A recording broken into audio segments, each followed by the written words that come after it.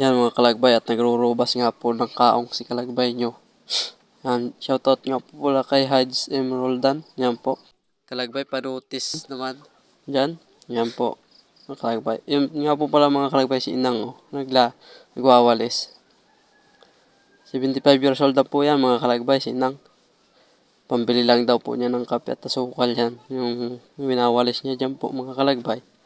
Yan. Tayo nga po nagrurubas ng kaong mga kalagbay. Yan. Medyo matigas nga po mga kalagbay, mga kaong. Makati pa mga kalagbay. Pag natalisikan ka ng dagta niya mga kalagbay, ay makati. Mga kalagbay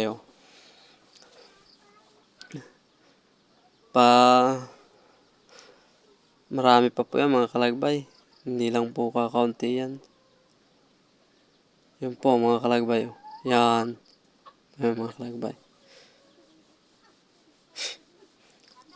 Salamat po sa panonood mga kalagbay.